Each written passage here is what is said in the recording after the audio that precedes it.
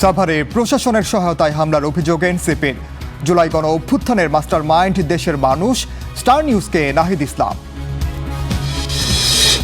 আধিপত্যের লড়াইয়ে আবারও রক্তাক্ত পাহাড়, সীমান্ত দিয়ে আসছে অস্ত্র, বলছেন বিশ্লেষকরা। নিরাপত্তা নিয়ে শঙ্কা। নীলফামারীতে ভূমি সেবার নামে দুর্নীতির মহোৎসব, উপেক্ষিত ডিজিটাল পেমেন্ট ব্যবস্থা, সরকারি অফিসে বসে চলে ঘুষ লেনদেন।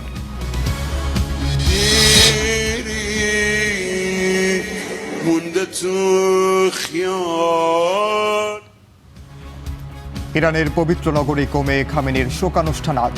এরপর নেওয়া হবে নাজাফ ও কারবালায়। জানা যায় যোগ দিতে ইরাকে যাবেন মাসুদ পেজেশকিয়ান।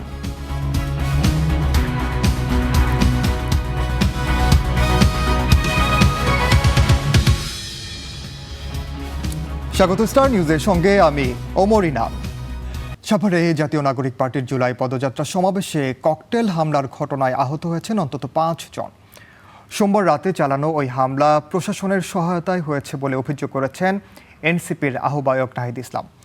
একই সঙ্গে জড়িতদের দ্রুত শনাক্ত করে বিচারের মুখোমুখি করার দাবিও জানান তিনি। আর ওই হামলার প্রতিবাদে মধ্যরাতে রাজধানীতে মশাল মিছিল করেছেন দলটির নেতাকর্মীরা। সোমবার রাতে সাভারের তারাপুর মাঠে জাতীয় নাগরিক পার্টি জুলাই পদযাত্রার সমাবেশে হঠাৎ বিদ্যুৎ চলে যায়। এর সাথে সাথে বিস্ফোরিত হয় ককটেল। এ সময় মঞ্চে থাকা দলের শীর্ষ নেতারা অক্ষত থাকলেও অন্তত 5 জন আহত হন। পরে তাদের উদ্ধার করে স্থানীয় হাসপাতালে পাঠানো হয়। ককটেল বিস্ফোরণ ঘটলেও সমাবেশ চালিয়ে যান এনসিপির আহ্বায়ক নাহিদ ইসলাম। একই সঙ্গে হামলার ঘটনায় প্রশাসনের সহায়তার অভিযোগও তুলেন তিনি।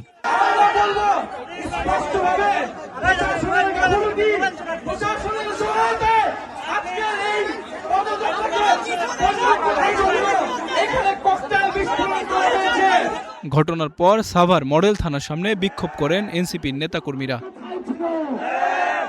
হামলার প্রতিবাদে মধ্যরাতে রাজধানীর বাংলা মোটরে দলটির কেন্দ্রীয় কার্যালয়ের সামনে থেকে মশাল মিছিল বের করা হয়। মিছিলটি শাহবাগে গিয়ে শেষ হয়। এ সময় এনসিপির জ্যেষ্ঠ যুগ্ম আহ্বায়ক আরিফুল ইসলাম আদিব বলেন, এ ধরনের ঘটনার পুনরাবৃত্তি রোধে সরকারকে কার্যকরী ব্যবস্থা গ্রহণ করতে হবে। এই হামলার সাথে জড়িত যারা আছে তাদের বিচারের আওতায় আনার দাবি জানায়। সাভারের সেখানে যেসব আইন শৃঙ্খলা বাহিনীর সদস্যরা দায়িত্বে ছিলেন, পুলিশের যেসব কর্মকর্তা, গোয়েন্দা সংস্থা নিরাপত্তার দায়িত্বে ছিলেন, তাদেরকে অতি দ্রুত সেখান থেকে প্রত্যাহার করতে হবে। অতি দ্রুত স্বরাষ্ট্রমন্ত্রীকে এই বিষয়ে বিস্তারিত তথ্য জাতির সামনে উপস্থাপন করতে হবে। আইমন সাজিদ, স্টার নিউজ, ঢাকা। এদিকে সাভার এনসিপির সমাবেশে ককটেল বিস্ফোরণের ঘটনায় এরই মধ্যে মামলা হয়েছে, গঠন করা হয়েছে তদন্ত কমিটি। এ নিয়ে বিস্তারিত জানাতে এই মুহূর্তে সাভারে আছেন সহকর্মী সোহান সিরাজি, যাচ্ছে তার কাছে। সোহান, মামলায় কাদের আসামি করা হয়েছে, এখন পর্যন্ত কি জানতে পেরেছেন? হামলায় জড়িতদের শনাক্তে পুলিশের অগ্রগতি এখন পর্যন্ত কত দূর বলে জানতে পেরেছেন?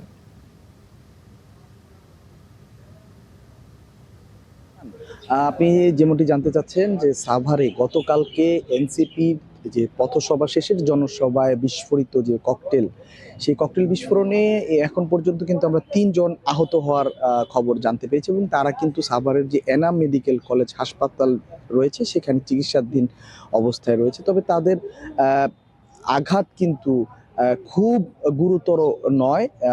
ডাক্তার বলছে যে তারা দ্রুতই সুস্থ হয়ে উঠবে এবং এই ঘটনায় কিন্তু ইতিমধ্যে সাভার মডেল থানায় একটি মামলা দায়ের করা হয়েছে এবং মামলায় অজ্ঞাতনামা যারা রয়েছে তাদেরকে আসামি করা হয়েছে। এর পাশাপাশি এই ঘটনায় কিন্তু সাভার যে সার্কেলটি রয়েছে, সেই সাভার সার্কেলের যিনি অতিরিক্ত পুলিশ সুপার রয়েছে তাকে প্রধান করে 3 সদস্যের একটি তদন্ত কমিটি গঠন করেছে এবং ঘটনার পরপরই ঘটনাস্থল সহ হাসপাতাল কিন্তু পরিদর্শন করেছে ঢাকা জেলার যিনি পুলিশ সুপার রয়েছেন তিনি, এবং তিনি তাৎক্ষণিক সাংবাদিকদের সাথে যে কথা বলার সময় তিনি কিন্তু বলেছে যে এই ঘটনায় আমরা সর্বোচ্চ সতর্কতার সহিত যে তদন্ত সেটি কিন্তু করে যাচ্ছে পুলিশ এবং তারা আশাবাদ ব্যক্ত করেছে যে অতি দ্রুত সময়ের মধ্যে এই ঘটনার পেছনে যারা রয়েছে তাদেরকে শনাক্ত করতে সক্ষম হবে এবং তাদেরকে আইনের আওতায় নিয়ে আসবে। এর পাশাপাশি এনসিপির যারা নেতাকর্মী রয়েছে গতকাল এখানে উপস্থিত ছিলেন যে এনসিপির আহ্বায়ক নাহিদ ইসলাম, সার্জিস আলম, এর পাশাপাশি আক্তার হোসেন, এবং তারাও কিন্তু কঠোর হুঁশিয়ারি দিয়ে গেছে যে দ্রুত সময়ের মধ্যে এই ঘটনার মূলোৎপাটন না করতে পারলে তারা কিন্তু আন্দোলনে যাবে বলেছে। এবং এর পাশাপাশি স্থানীয় এনসিপি নেতাকর্মীরাও কিন্তু এই বিষয়টি সজাগ দৃষ্টি রাখছে বলে তারা আমাদেরকে জানিয়েছে। সবকিছু মিলিয়ে কিন্তু গতকালের ওই ঘটনার পর থেকে সাভার কিন্তু এক ধরনের থমথমে পরিস্থিতি বিরাজ করছে। তো ইনান, এই ছিল আমার কাছে সাভারের এনসিপির সমাবেশ স্থলের ককটেল বিস্ফোরণ নিয়ে আপাতত সবশেষ তথ্য। ধন্যবাদ। সোহান সিরাজি জানাচ্ছিলেন সাভার থেকে। জুলাই গণ অভ্যুত্থান একক কোনো ব্যক্তি বা দলের নেতৃত্বে সংগঠিত হয়নি। এটি ছিল জনগণের স্বতঃস্ফূর্ত আন্দোলন। দীর্ঘদিনের ফ্যাসিবাদী শাসন ব্যবস্থার অবসান ঘটাতে বৈষম্য বিরোধী ছাত্র আন্দোলনের ব্যানারে রাস্তায় নেমেছিল দেশের সর্বস্তরের মানুষ। আর সেই আন্দোলনের সবচেয়ে বড় অর্জন ছিল তৎকালীন স্বৈরাচার প্রধানমন্ত্রী শেখ হাসিনা সরকারের পতন। স্টার নিউজকে দেয়া একান্ত সাক্ষাৎকারে এসব কথা বলেছেন এনসিপির আহ্বায়ক ও জুলাই আন্দোলনের অন্যতম নেতা নাহিদ ইসলাম। মাজহারুল ইসলামের রিপোর্টে বিস্তারিত। মুক্তিযুদ্ধের পর অধিকার আদায়ে সবচেয়ে বড় আন্দোলনের নাম জুলাই গণ অভ্যুত্থান, যার তোড়ে দেশ ছেড়ে ভারতে পালিয়ে যান ফ্যাসিবাদী শেখ হাসিনা। জুলাই আন্দোলনের নেপথ্যে নায়ককে, কে সেই মাস্টারমাইন্ড? এমন প্রশ্ন আর উত্তরের চোরাবালিতে ঘুরপাক খেয়েছে অনেকেই। তবে এই আন্দোলনের অন্যতম সমন্বয়ক ও এনসিপির আহ্বায়ক নাহিদ ইসলাম বলেন, জুলাই গণ অভ্যুত্থানের কোনো একক মাস্টারমাইন্ড ছিল না। আমাদের রাজনৈতিক দলগুলো এটা মনে রাখা উচিত, এই আন্দোলন সফল হওয়ার একমাত্র কন্ডিশন হচ্ছে সাধারণ মানুষ, সাধারণ শিক্ষার্থীরা, অরাজনৈতিক বহু সংখ্যক মানুষ নেমে এসে এই আন্দোলনে যুক্ত হয়েছে।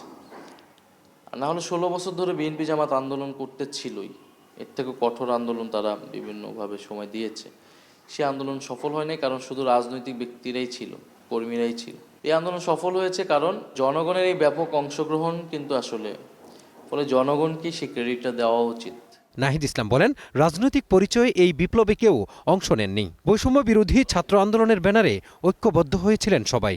বৈষম্যবিরোধী ছাত্র আন্দোলনের নেতৃত্বে হয়েছে, লিডারশিপের এখানে খুবই ক্লিয়ার।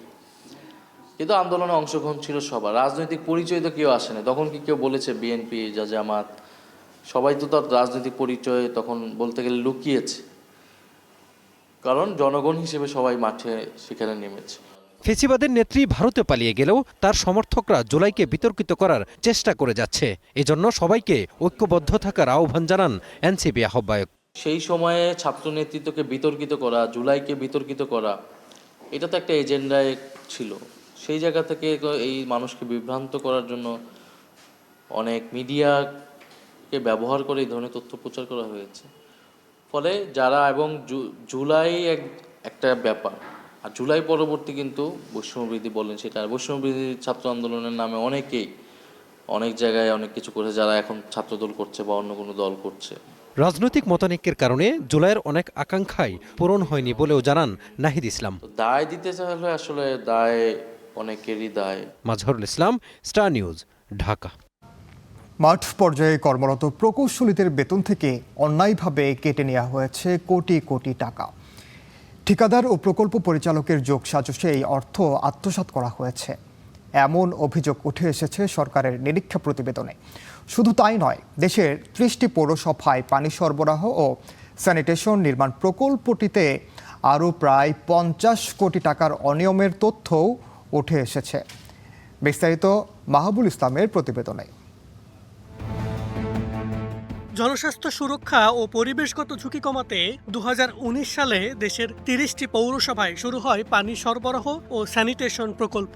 জনস্বাস্থ্য প্রকৌশল অধিদপ্তরের বাস্তবায়নে প্রায় 1596 কোটি টাকা ব্যয়ের এ প্রকল্পের মেয়াদ শেষ হয়েছে চলতি বছরের জুনে। প্রকল্পের শুরু থেকে চলতি বছরের এপ্রিল পর্যন্ত আর্থিক অগ্রগতি হয়েছে 83% এবং ভৌত অগ্রগতি 95%।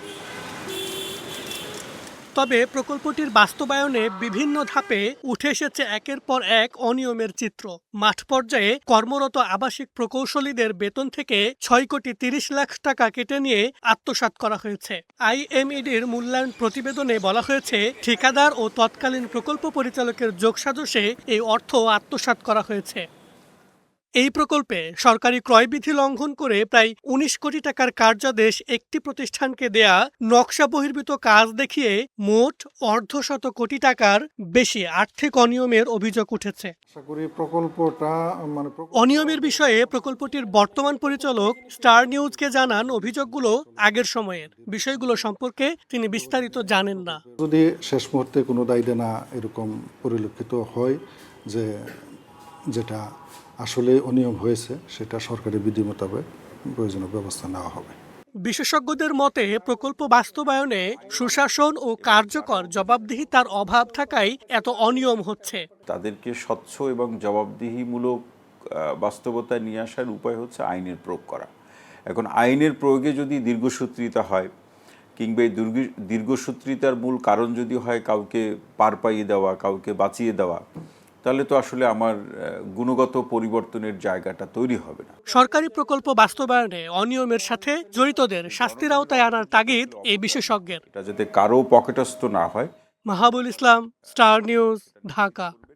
জমির খাজনা পরিশোধ, নামজারি সহ ভূমি সেবায় স্বচ্ছতা নিশ্চিত করতে সরকার চালু করেছে ডিজিটাল পেমেন্ট ব্যবস্থা। কিন্তু নীলফামারীর জলঢাকা ও উপজেলার ধর্মপাল ও শিমুলবাড়ি ইউনিয়ন ভূমি অফিসে সেই নিয়ম না মানার অভিযোগ উঠেছে।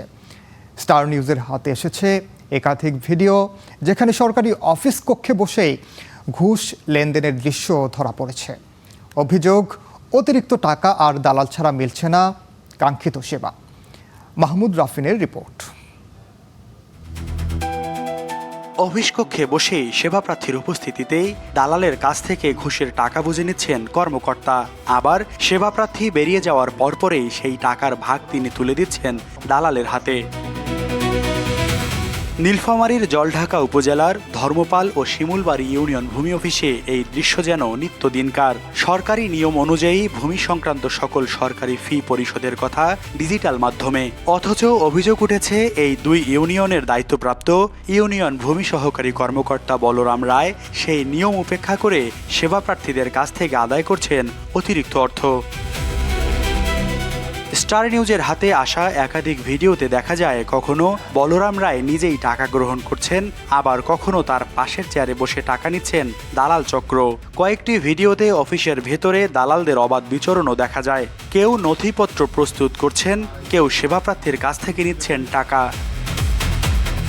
অভিযোগের সত্যতা যাচাইয়ে গোপনে যোগাযোগ করা হয় এক দালালের সাথে।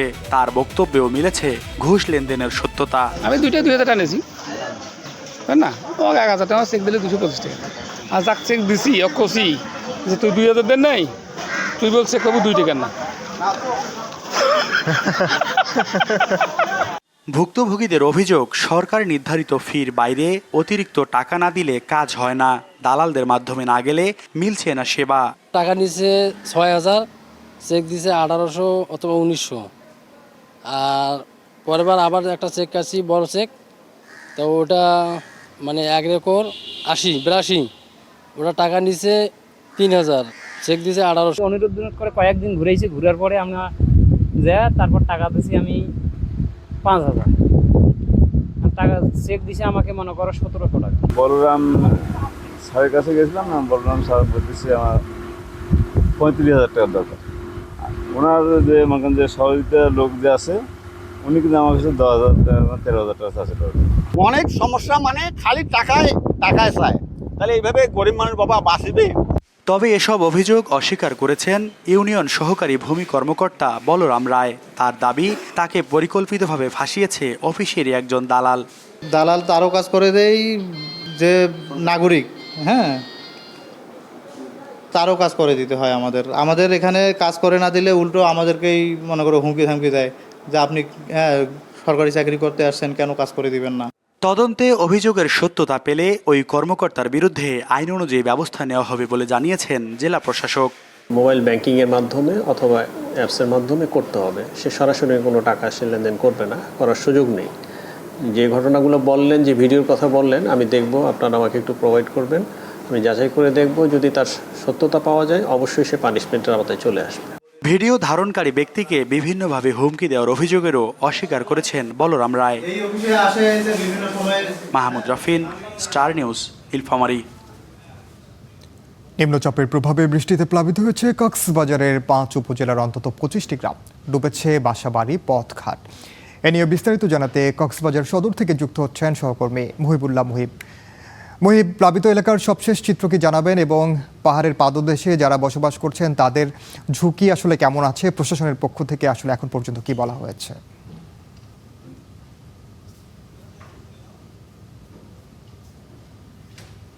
গতকাল থেকে মূলত কক্সবাজারে মুষলধারে যে বৃষ্টি, সেই বৃষ্টির ফলে কিন্তু পানিবন্দী হয়ে পড়েছিল অন্তত 25 থেকে 30টি গ্রামের মানুষ।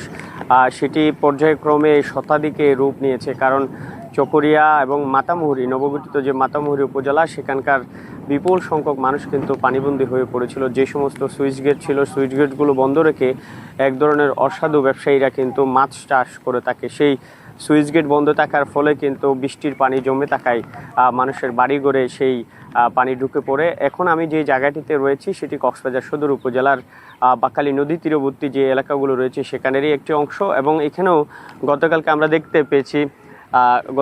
আমরা দেখতে পেয়েছি এখানে বিপুল সংখ্যক মানুষের মধ্যে পানিবন্দী হওয়ার সংখ্যা ছিল, এবং কিছু কিছু বীজতলা পানিতে তলিয়ে যায়। সেই পানিগুলো কিন্তু আজকে নেমে গিয়েছে। আমরা যেই খালটি দেখাচ্ছি, এই খালের সংযোগ ধরেই মূলত পানিগুলো উঠেছিল, এবং চারদিকে পানির বিস্তীর্ণ যে ফসলাদি ছিল সেগুলো কিন্তু তলিয়ে গিয়েছিল। সেই তলিয়ে যাওয়ার পর আজকে সকাল থেকে মূলত পানি নামতে শুরু করে, এবং বৃষ্টির পরিমাণও কিছুটা কমে এসেছে। এখন বৃষ্টি হচ্ছে, থেমে থেমে বৃষ্টিপাত হচ্ছে, সেটি মুষলধারে নয়, গুড়ি গুড়ি বৃষ্টি, যার ফলে পানি নেমে যাওয়ার সুযোগ হয়েছে। সেই সুযোগটি আমরা দেখতে পাচ্ছি, পানি নেমে গিয়েছে। এবং অন্যান্য জায়গায় যদি পাহাড় ধসের কথা বলি, কক্সবাজার সদর সহ 5টি উপজেলায় পাহাড় ধসের ঝুঁকির কথা জেলা প্রশাসনের পক্ষ থেকে জানানো হয়েছে। জেলা প্রশাসক মোহাম্মদ আব্দুল মান্নান গতকাল দুর্যোগ ব্যবস্থাপনা কমিটির জরুরি বৈঠক ডেকেছিলেন।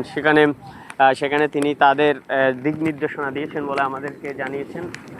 সেই সাথে তিনি আরেকটি বিষয় বলেছেন, যারা পাহাড়ে বসবাসরত রয়েছে তাদেরকে সরিয়ে আনতে তাদের বেশ কয়েকটি টিম আজকে সকাল থেকে মাঠে কাজ করছে। ক্যাম্প প্রশাসনও কিন্তু একইভাবে যারা ঝুঁকিপূর্ণ রোহিঙ্গারা বিভিন্ন পাহাড়ের পাদদেশে বসবাস করছে তাদেরকে সরিয়ে আনার ব্যাপারে উদ্যোগ নেওয়ার কথা বলেছে। ইনান, ধন্যবাদ মুহিব। কক্সবাজারের জলাবদ্ধতার খবর জানাচ্ছিলেন সহকর্মী মুহিবুল্লাহ মুহিব। নিম্নচাপ ও বৈরী আবহাওয়ার কারণে 3 দিন ধরে হাতিয়ার সঙ্গে বিভিন্ন এলাকার নৌ যোগাযোগ বন্ধ রয়েছে। এতে যোগাযোগ বিচ্ছিন্ন হয়ে পড়েছে নোয়াখালীর দ্বীপ উপজেলাটি। টানা বৃষ্টি আর ঝোড়ো হাওয়ার কারণে স্বাভাবিকের তুলনায় বেড়েছে মেঘনার পানির উচ্চতা। দুর্ঘটনা এড়াতে চেয়ারম্যান ঘাট, হাতিয়া নৌ রুটে ছোট বড় সব ধরনের নৌযান চলাচল বন্ধ ঘোষণা করেছে কর্তৃপক্ষ। এতে উভয় পাশে ঘাটে আটকা পড়েছে শতাধিক পণ্যবাহী যান। দীর্ঘ সময় আটকা থাকায় নষ্ট হওয়ার শঙ্কায় পচনশীল পণ্য দুর্ভোগে পড়েছেন বিভিন্ন যানবাহনের চালক ও যাত্রীরা। পরিস্থিতি স্বাভাবিক না হওয়া পর্যন্ত নৌ চলাচল বন্ধ থাকার কথা জানিয়েছে স্থানীয় প্রশাসন।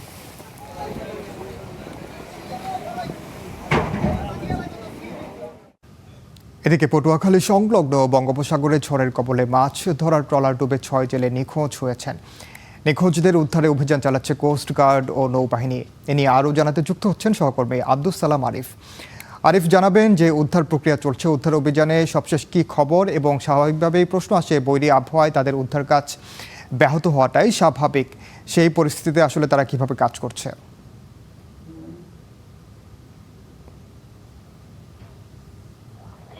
আপনাকে ধন্যবাদ। পটুয়াখালী সংলগ্ন বঙ্গোপসাগরে যে ট্রলারটি ডুবে গেছে সেটি মূলত গত 5 তারিখে ডুবেছে। সেই থেকে এই ঘটনাটি না জানা থাকলেও গতকালকে মূলত বিষয়টি জানার পরে প্রশাসনের পক্ষ থেকে ইতিমধ্যে উদ্যোগ নেওয়া হয়েছে। আমরা খোঁজখবর নিয়ে জেনেছি যে কোস্ট গার্ড এবং নৌবাহিনীর যে টহল বোট রয়েছে, জাহাজ রয়েছে, তারা মূলত এই এলাকায় উদ্ধার অভিযান শুরু করেছে। বিশেষ করে এখন যেহেতু সাগরে বৈরী আবহাওয়া, দুর্যোগপূর্ণ আবহাওয়া বিরাজ করছে, সেই ক্ষেত্রে কিন্তু স্বাভাবিকভাবে নদীতে বা অন্যান্য জায়গায় যেমন করে উদ্ধার অভিযান করা যায় এখন কিন্তু তেমনটি করা যাচ্ছে না। কারণ হচ্ছে সাগর বেশ উত্তাল থাকায় সেখানে স্বাভাবিকভাবে তারা টহল দিচ্ছে। হয়তো যদি এই জেলেরা যে 6 জন জেলে তারা নিখোঁজ রয়েছেন, তারা যদি বেঁচে থাকে তাদেরকে যাতে উদ্ধার করা যায়, তারা যাতে সাঁতরে হয়তো নৌযানে উঠতে পারে, তেমন কিন্তু পদক্ষেপ নেওয়া হয়েছে। যেহেতু এখন গত কয়েকদিন থেকেই সাগর বেশ যেহেতু সাগর উত্তাল, সেই ক্ষেত্রে কিন্তু উদ্ধার অভিযানের পাশাপাশি ট্রলার, স্থানীয় যে ট্রলার গুলো রয়েছে তারাও কিন্তু সাগরে যেতে পারছে না, যে ব্যক্তিগত উদ্যোগে যে অভিযান শুরু করবে সেটিও সুযোগ হচ্ছে না, যার ফলে এই জেলে পরিবারগুলোর মধ্যে কিন্তু শঙ্কা এবং তাদের মধ্যে একটি দুশ্চিন্তা কাজ করছে। তারা প্রত্যাশা করছেন হয়তো দ্রুত সময়ের মধ্যেই সরকার আরো কার্যকর পদক্ষেপ গ্রহণ করবে এই জেলেদেরকে উদ্ধার করার জন্য। সব মিলিয়ে পটুয়াখালীর পরিস্থিতিটা অনেকটা এমন। ধন্যবাদ আরিফ, ছিলাম পটুয়াখালীতে। বর্ষা মৌসুমে মৃত্যুপুরীতে পরিণত হয় পার্বত্য অঞ্চল। পাহাড় উজাড় করে বসতি স্থাপন ও ঝুঁকিপূর্ণভাবে বসবাস সহ নানা কারণে ঘটে প্রাণহানির ঘটনাও। পাহাড় ধসের শঙ্কার খবর জানাতে বান্দরবান থেকে যুক্ত হচ্ছেন সহকর্মী আকাশ মারবা। যাবো তার কাছে। আকাশ, যেমনটা বলছিলাম যে পাহাড়ে ঝুঁকিপূর্ণভাবে বসবাসকারীদের সরিয়ে নিতে প্রশাসন এখন পর্যন্ত কোনো উদ্যোগ নিয়েছে কিনা, এবং আমরা বিভিন্ন জায়গায় কিন্তু বিদ্যুৎ বিচ্ছিন্নের খবরও পাচ্ছি, সে বিষয়েও জানাবেন।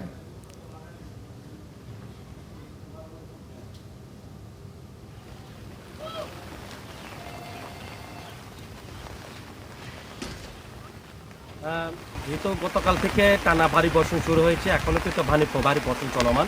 যে পানি বর্ষণে যে গতকাল বিদ্যুৎ 33 ভোল্ট বান্দরবান কেনিয়া সড়কের পড়েছিল, হেলেছিল। তবে রাত্রে 11টা বাজে সেটি তুলে কিন্তু বিদ্যুৎ সচল করা হয়েছে। তবে 6টা থেকে 11টা পর্যন্ত বিদ্যুৎ সংযোগ বিচ্ছিন্ন ছিল। এরপরে সারা রাত কিন্তু বিদ্যুৎ তারা চালু করেছে। জানা রাখি, বান্দরবানের যে বিপদসীমা অতিক্রম কিন্তু এখনও সাঙ্গুখালে পার হয়নি। তবে আমি একটু পিছনে দেখাতে চাই, এই যে বান্দরবানের যে উজানে পাড়া ঘাট রয়েছে, সেই ঘাটের কিন্তু আস্তে আস্তে করে তার পানি কিন্তু বাড়ছে। তবে বিপদসীমা এখনও অতিক্রম করে না। যে সাঙ্গু কিনারে যেগুলা ঘর বাড়ি রয়েছে, সে ঘর বাড়ির যে বসতি যারা রয়েছে তারা কিন্তু এখানে প্রায় দুবারও একটু উপক্রম হয়েছে। তবে এখানে যারা রয়েছেন তারা কিন্তু দ্রুত আকারে তারা আশ্রয় কেন্দ্রে তারা চলে গেছেন। একই সাথে প্রশাসনের পক্ষ থেকে কিন্তু তাদেরকে সরিয়ে নিয়ে যাওয়ার জন্য মাইকিং করছে বারবার। একটা জিনিস জানিয়ে রাখি, বান্দরবানের যে গতকাল থেকে যে ভারী বর্ষণ, সে ভারী বর্ষণ এখনও চলমান রয়েছে, যার কারণে এই যে যারা পর্যটক দ্বারা আটকে রয়েছে তারা কিন্তু এখনও সে নাফাকুম, আমিয়াকুম এবং রেমাকিতে তারা এখনও ওখানে অবস্থান করছেন। তবে তিনদুতে যারা পর্যটক রয়েছে তারা ওই সড়ক পথ দিয়ে ট্রানজিটে প্রবেশ করেছে, এইটি আমাদেরকে প্রশাসন জানিয়েছে। তবে বান্দরবানের যে আবহাওয়া অধিদপ্তর বলছে যে প্রায় এই পর্যন্ত 135 মিলিমিটার তারা এই পর্যন্ত বৃষ্টিপাত রেকর্ড করা হয়েছে। একই সাথে যে পানি উন্নয়ন জানিয়েছেন যে লামা যে মাতামহরি রয়েছে তারা গতকালকে বিপদসীমা অতিক্রম করেছিল। এরপর আজকে সকালে কিন্তু এই বিপদসীমা অতিক্রম কিছুটা নেমে গেছে, কিন্তু এই বান্দরবানের যে বিপদসীমা সেটা এখনো অতিক্রম করে নেয়। তবে এই যদি যে বৃষ্টি চলমান চলতে থাকলে কিন্তু এই যেসব সাঙ্গু কিনারে যেগুলো ঘর বাড়ি আছে সেগুলো ডুবে যাওয়ার উপক্রম রয়েছে। একটা জানিয়ে রাখি যে বান্দরবানের যে পর্যটকদের পর্যটক সরিয়ে নিয়ে আসার জন্য কিন্তু সেখানে যে প্রশাসন কাজ করছে, এবং একই সাথে যে বান্দরবান যে পৌরসভা তাদের যে আশ্রয় বৃষ্টিও খোলা হয়েছে। এবং সব মিলিয়ে বলা চলে যে বান্দরবানে যদি মোটামুটি যদি বৃষ্টিপাত এভাবে চলমান থাকে তাহলে বন্যা হওয়ার আশঙ্কা রয়েছে। এই ছিল বান্দরবান থেকে সবশেষ খবর। ধন্যবাদ আকাশ। আমরা সরাসরি যুক্ত ছিলাম বান্দরবানে। রাজধানীর গুলশানে বাংলাদেশের উন্নয়ন সহযোগীদের সঙ্গে কথা বলছেন অর্থমন্ত্রী আমির খসরু মাহমুদ চৌধুরী। সরাসরি যাচ্ছে সেখানে।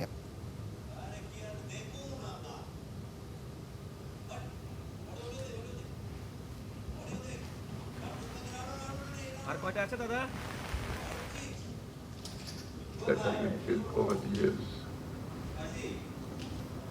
But on that capacity, how the entrepreneurs in the health sector fits into the system. We have our diagnostics, we have our private hospitals, we have doctors practicing privately, we have pharmaceutical industries, which is doing well, is growing. And in this budget, we have given them big support to develop the API. We are having a separate zone for API. So, and the private sector is growing in its own way. But the private sector and the government must talk to each other. That is what is important, you know. Because if they go their own way, both sides, I think the health sector will not really benefit as much. So how do we integrate the private sector and the government activities and the programs that we undertake in the health sector? You see, Bangladesh, unfortunately, the Bangladeshis have been spending, the out of expenditure pocket for health is one of the highest in the world, in Bangladesh, you see, which is so unfortunate. Having so many healthcare systems privately and government. But how do we really put it together for the future building of a health system which will benefit everybody? When we talk about democratization of economy, we actually also include health sector, because it is the right of every citizen to get the health care in support of the government, basically. So we are, of course, we are primarily going into primary healthcare system, preventive healthcare system, mobilizing about 100,000 health workers to advise the rural Bangladesh people to how to take care of their health, you know. And private sector and government are already, we have taken a decision that how they can work together. The patient from the, instead of building too many government facilities, how do we bring in the private sector into supporting the load, healthcare load that government. রাজধানীর গুলশানে বাংলাদেশ সরকারের সহযোগিতায় স্বাস্থ্য উদ্যোক্তা উন্নয়ন বিষয়ক আলোচনা সভায় বক্তব্য রাখছেন অর্থমন্ত্রী আমির খসরু মাহমুদ চৌধুরী। আমরা এতক্ষণ সরাসরি যুক্ত ছিলাম সেখানে। আবারও জানাবো জলাবদ্ধতার খবর। চট্টগ্রামে যাবৎকালের সর্বোচ্চ বৃষ্টিপাতে নগরের বিভিন্ন স্থানে তৈরি হয়েছে জলাবদ্ধতা। গতকাল বিকেল থেকে থেমে থেমে ভারী বৃষ্টিতে নগরের আগ্রাবাদ, হালিশহর, চকবাজার, বাকুলিয়া সহ বিভিন্ন স্থানে হাঁটু থেকে কোমর সমান পানিতে তলিয়ে আছে। পানি ঢুকে পড়েছে বাসাবাড়ি ও ব্যবসা প্রতিষ্ঠানে। এতে চরম ভোগান্তিতে নগরবাসী। সড়কে গণপরিবহন না থাকায় সকাল থেকে সবচেয়ে বেশি বিপাকে পড়েন অফিস ও শিক্ষা প্রতিষ্ঠানগামী যাত্রীরা। আবহাওয়া অফিসের তথ্য মতে মঙ্গলবার সকাল পর্যন্ত 259 মিলিমিটার বৃষ্টিপাত রেকর্ড হয়েছে, যা চট্টগ্রাম নগরীতে সর্বোচ্চ বৃষ্টিপাতের রেকর্ড।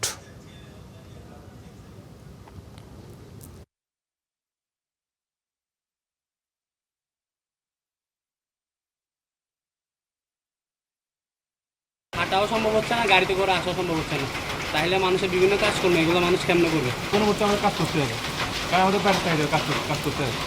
যারা অন্যান্য যারা আছে তারাও এখন এ করতে হবে, তাদের এখন একই সমস্যা। চট্টগ্রামে জলাবদ্ধতার আরও খবর জানাবেন সহকর্মী সৈয়দ তামিম মাহমুদ। তামিম, আমরা জানি যে সাধারণতভাবে 2 নম্বর গেট, প্রবর্তক মোড় এইসব এলাকা নিচু এলাকা হওয়ায় স্বাভাবিকভাবে অল্প বৃষ্টিতে ডুবে যায়। এর পাশাপাশি আমরা দেখছি যে বাকুলিয়া সহ অন্যান্য অঞ্চলও জলাবদ্ধতার শিকার হয়েছে, জলাবদ্ধতায় ডুবে গেছে। এখন পর্যন্ত আসলে কি অবস্থা, বিশেষ করে যারা অফিসে যাচ্ছিলেন তাদের অবস্থা আসলে রাস্তায় তারা আসলে এখনই আটকা পড়ে আছেন কিনা?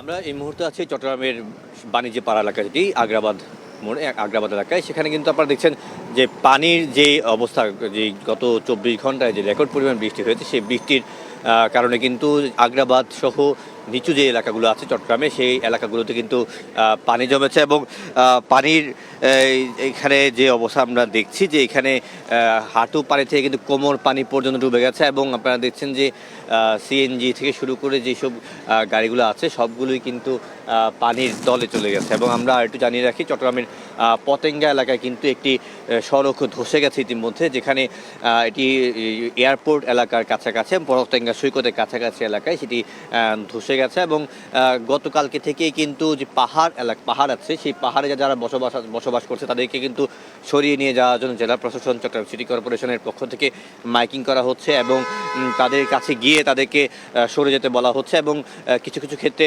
তাদেরকে নিয়ে যাওয়া হচ্ছে। এছাড়াও যাতে পাহাড় ধসে কোনো ধরনের ক্ষয়ক্ষতি না হয় সেই জন্য কিন্তু সর্বোচ্চ ব্যবস্থা নেওয়া হয়েছে। এছাড়াও আমরা যেহেতু জানি চট্টগ্রাম নগরী জলাবদ্ধতার নগরী নামে পরিচিত, সেই পরিচিত নগরী থেকে উত্তরণের জন্য সিটি কর্পোরেশন, সিডিএ সহ প্রতিটি সংস্থায় কিন্তু কাজ করছে এবং সেই কাজের অংশ হিসেবে কিন্তু গত কয়েক কয়েকদিন আমরা এইভাবে পানি উঠতে দেখি। তবে সম্প্রতি গতকালকে থেকে যাচ্ছে যে টানা বর্ষণ, সেই বর্ষণের কারণে কিন্তু সেই নিচু এলাকাগুলোতে আবারও জলজটের সৃষ্টি হয়েছে এবং সেই জলাবদ্ধতা এবং জলজট দুইটি একসাথে হয়ে কিন্তু এখন একটি বিড়ম্বনায় পড়ে সাধারণ মানুষ। এবং সেই সাধারণ মানুষ যারা আছেন তারা বলছেন যে এই ধরনের ভোগান্তি লাঘবের জন্য দ্রুত যদি শেষ করা না যায় তাহলে কিন্তু এইতে আরও বাড়বে। সামনে যে বর্ষা আসছে, শুরু হয়েছে মাত্র, সেটি আরও বাড়বে বলে মনে করছেন তারা।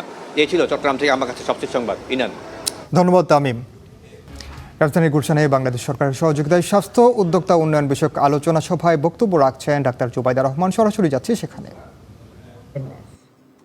To deliver services door to door in villages, trained health workers will initially focus on identifying diarrhea, high blood pressure, diabetes, malnutrition, and other problems, strengthening prevention and awareness, and prioritizing care for women, children, and elderly. Today, we face a new generation of health challenges. Non-communicable diseases are rising. Our population is aging. Climate change is creating new risks. And urbanization is changing the way people live, work, and seek care. These challenges are complex, and they cannot be solved by one institution or one sector alone. They require new ways of thinking, new partnerships. Health. সরাসরি যুক্ত ছিলাম গুলশানে। দেশের বাইরের খবর। ইরানের পবিত্র নগরী কোমে আয়াতুল্লাহ খামেনির দ্বিতীয় জানাজা ও শোকানুষ্ঠানে লাখো মানুষের ঢল নেমেছে। জামকারান মসজিদে তার কফিনে শেষ শ্রদ্ধা জানাচ্ছেন ধর্মীয় নেতারা। জানাজা ও শোকানুষ্ঠানে অংশ নিতে গত রাতেই জমায়েত হন লাখ লাখ মানুষ। এর আগে তেহরানে ঐতিহাসিক শোক মিছিল শেষে খামেনির কফিন নেওয়া হয় তেহরান থেকে 140 কিলোমিটার দক্ষিণে কোম শহরে। এই শহরটি শিয়া মতাদর্শের অন্যতম আধ্যাত্মিক কেন্দ্র। আজ সেখানে আগামীকাল ইরাকের নাজাফ ও কারবালায় বিদায় ও জানাজার আয়োজন করা হয়েছে। সেখানে যোগ দেবেন ইরানের প্রেসিডেন্ট মাসুদ পেজেশকিয়ান। এরপর খামেনির মরদেহ ফিরিয়ে নেওয়া হবে ইরানে মাশহাদে। বৃহস্পতিবার জন্মস্থান মাশহাদে দাফন করা হবে খামেনিকে। সরকারি ব্যবস্থাপনা কমিটি জানিয়েছে শহীদ নেতার ওসিয়ত অনুযায়ী মাশহাদের ইমাম রেজা মাজার প্রাঙ্গণে চিরনিদ্রায় শায়িত হবেন তিনি।